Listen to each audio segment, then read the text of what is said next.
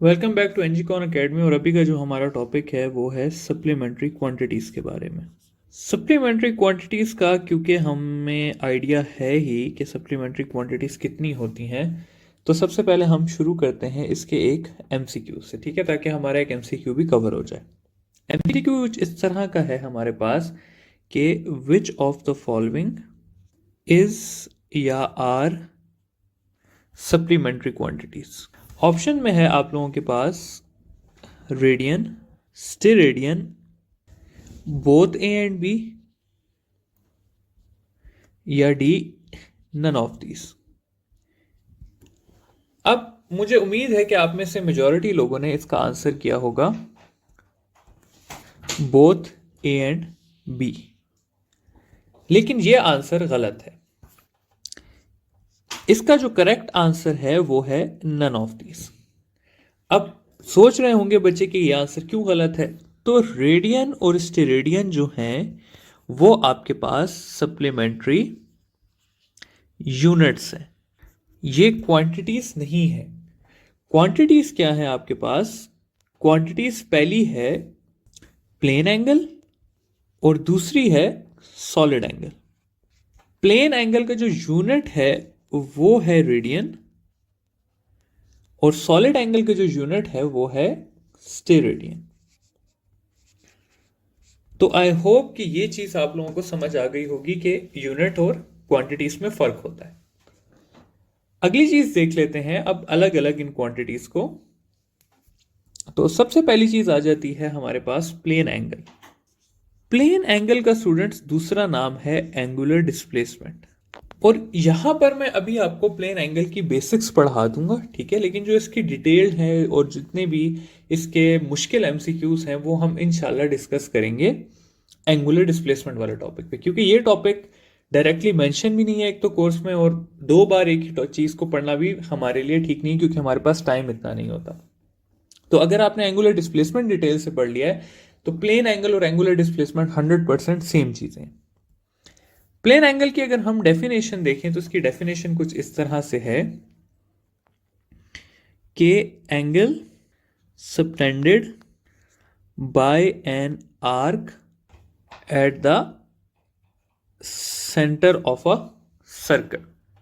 क्या मतलब है इसका? इसका यह मतलब है कि हम एक सर्कल ले लेते हैं। ये हमने एक सर्कल ले लिया, इस सर्कल में एक आर्क निकाल लेते हैं। आर्क होता है सर्कल का कोई पार्ट। मैं कहता हूं कि मैंने ये जो पार्ट है ये सर्कल का आर्क सेपरेट किया। अब ये जो आर्क है ये जो सेंटर में एंगल बनाएगी, ये वाला एंगल, इस एंगल का नाम होगा प्लेन एंगल, ठीक है। तो ये होता है प्लेन एंगल। प्लेन एंगल के बारे में और चीजें देखें तो प्लेन एंगल इक्वल होता है हमारे पास एस ओवर आर के। अब आप लोग सोच रहे होंगे ये एस क्या है और आर क्या है। तो ये जो आर्क का डिस्टेंस है ये एस है, और ये जो ये लेंथ है ये रेडियस है। तो एस बाय आर में एस क्या हुआ हमारे पास? एस हुआ हमारे पास डिस्टेंस ऑफ आर्क या लेंथ ऑफ आर्क, और आर हुआ हमारे पास रेडियस ऑफ सर्कल। यूनिट की बात की जाए तो इसका यूनिट होता है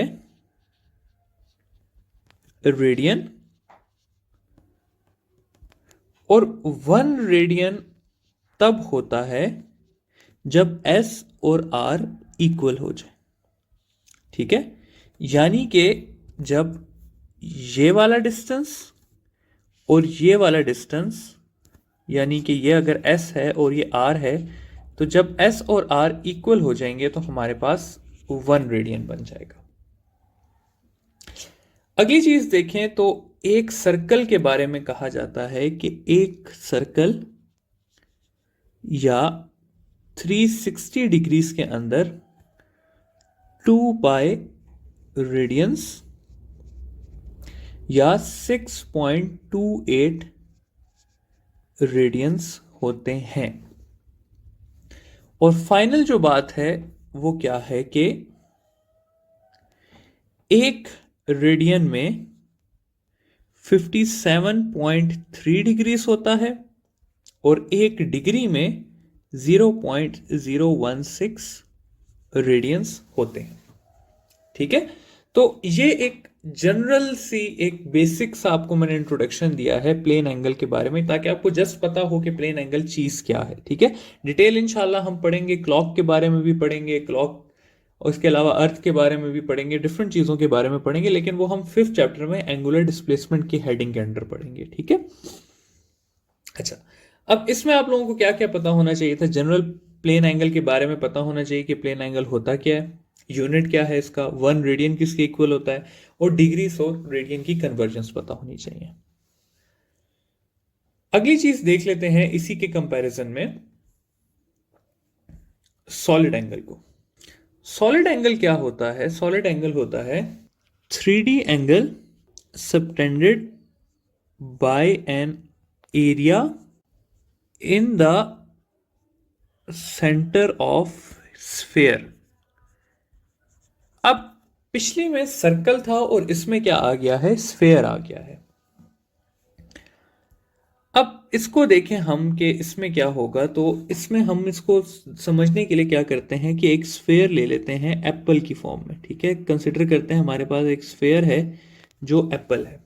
इसको थोड़ा बड़ा बना देते हैं, बल्कि ये आ गया हमारे पास स्फीयर। मैं कहता हूं कि मैंने इस एप्पल पे से यहां पर एक बाइट ली, तो ये आ गया हमारे पास एक एरिया। अब अगर मैं इस एरिया को सेंटर में सबटेंड करूं तो ये एक कोन की फॉर्म ले लेगा। ठीक है, इसको इमेजिन करें ये एक कॉर्नेटो है, तो ये एक कोन की फॉर्म आ गई। अब अगर मैं सेंटर में देखूं तो यहां पर एक 3D एंगल बना होगा और उस 3D एंगल का नाम होगा सॉलिड एंगल। तो ये है हमारे पास सॉलिड एंगल के सॉलिड एंगल होता क्या।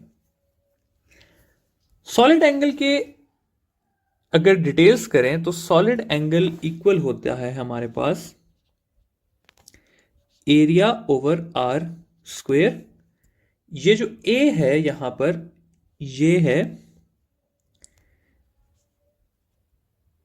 एरिया, जो यहां पर ये हमने एरिया लिया था, ये एरिया हो गया, और आर जो है वो है रेडियस ऑफ स्फीयर। अगली चीज देख लें तो अगली चीज हमने पिछले टॉपिक में पढ़ी थी कि यूनिट क्या होता है। तो जो इसका यूनिट है वो है स्टेरेडियन, और 1 स्टेरेडियन कब होता है? जब ए और आर स्क्वायर जो है वो इक्वल हो जाए। यानी कि जब ये वाला एरिया और ये आर जो है इसका स्क्वायर इक्वल हो जाए तो हमारे पास 1 स्टेरेडियन आता है। लास्ट चीज जो हमने पढ़नी है इसमें वो पढ़ना है कि एक स्फीयर में कितने स्टेरेडियन होते हैं। तो एक स्फीयर के अंदर 4 पाई स्टेरेडियंस होते हैं। ठीक है, तो ये आ गई हमारे पास सॉलिड एंगल के बारे में थोड़ी सी बातें। आखिर में हम इन दोनों का कंपैरिजन कर लेते हैं, और एक दो छोटी बातें हैं वो मैंने आपको बतानी है। कंपैरिजन देख लेते हैं plane angle versus solid angle का। तो प्लेन एंगल और सॉलिड एंगल का कंपैरिजन कुछ इस तरह से है कि प्लेन एंगल जो है हमारे पास वो होता है 2D angle at centre of circle. ठीक है, और ये होता है 3D angle at centre of sphere. अगर प्लेन एंगल की बात की जाए तो प्लेन एंगल इक्वल होता है S बाय आर के, और जो सॉलिड एंगल है वो इक्वल होता है A बाय आर स्क्वायर के, जिसमें ये जो S है ये आर्क का डिस्टेंस है, और इसमें ये जो A है ये एरिया है जिसको हमने निकाला था। जो थर्ड पॉइंट है वो ये है कि यूनिट की बात की जाए तो प्लेन एंगल का यूनिट है रेडियन, और सॉलिड एंगल का यूनिट है स्टेरेडियन। फिर अगर 1 रेडियन की बात की जाए तो 1 रेडियन तब होता है जब एस और आर इक्वल हो जाए, और 1 स्टे रेडियन कब होता है कि जब ए और आर स्क्वायर इक्वल हो जाए। आखिरी चीज, एक कंप्लीट सर्कल में कितने रेडियंस होते हैं, तो एक कंप्लीट सर्कल में 2 पाई रेडियंस होते हैं, और एक कंप्लीट स्फेयर में कितने स्टेरेडियंस होते हैं, तो एक कंप्लीट स्फेयर में 4 पाई स्टेरेडियंस होते हैं। आखिरी बात ये बताना चाहूंगा कि ये दोनों वो क्वांटिटीज हैं जो कि यूनिट रखती हैं, लेकिन इनका कोई डायमेंशन नहीं होता। ठीक है, तो ये कभी कभार पूछ लिया जाता है कि which of the following quantities have units but no dimension. तो प्लेन एंगल और सॉलिड एंगल दोनों वो क्वांटिटीज हैं जिनके पास यूनिट है लेकिन डायमेंशन नहीं है। ये जो स्लाइड अभी मैंने आपके सामने की है ये सबसे इंपॉर्टेंट है।